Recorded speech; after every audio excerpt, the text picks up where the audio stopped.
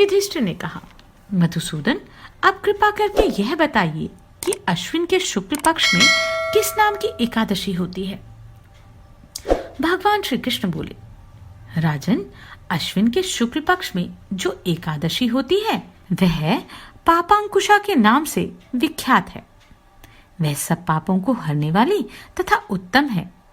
उस दिन संपूर्ण मनोरथ की प्राप्ति के लिए मनुष्य को स्वर्ग और मोक्ष प्रदान करने वाले पद्मनाभ संज्ञक मुझ वासुदेव का पूजन करना चाहिए।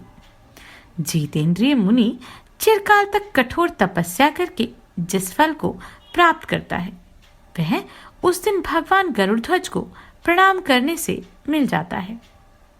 पृथ्वी पर जितने तीर्थ और पवित्र देवालय हैं उन सब के सेवन का फल भगवान विष्णु के नाम कीर्तन मात्र से मनुष्य प्राप्त कर लेता है। जो शांग धनुष धारण करने वाले सर्वव्यापक भगवान जनार्दन की शरण में जाते हैं उन्हें कभी यमलोक की यातना नहीं भोगनी पड़ती।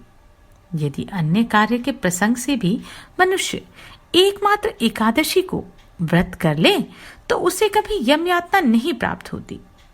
जो पुरुष विष्णु भक्त होकर भगवान शिव की निंदा करता है वह भगवान विष्णु के लोक में स्थान नहीं पाता, उसे निश्चय ही नरक में गिरना पड़ता है। इसी प्रकार यदि कोई शैव या पाशुपत होकर भगवान विष्णु की निंदा करता है तो वह घोर रौरव नरक में डालकर तब तक पकाया जाता है जब तक कि 14 इंद्रों की आयु पूरी नहीं हो जाती। यह एकादशी स्वर्ग और मोक्ष दोनों ही प्रदान करने वाली है। शरीर को निरोग बनाने वाली तथा सुंदर स्त्री, धन एवं मित्र देने वाली है। राजन, एकादशी को दिन में उपवास और रात्रि में जागरण करने से अनायास ही विष्णुधाम की प्राप्ति होती है।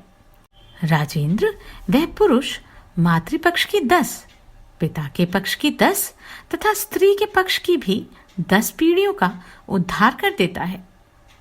एकादशी व्रत करने वाले मनुष्य दिव्य रूपधारी, चतुर्भुज, गरुड़ की ध्वजा से युक्त, हार से सुशोभित और पीतांबरधारी होकर भगवान विष्णु के धाम को जाते हैं।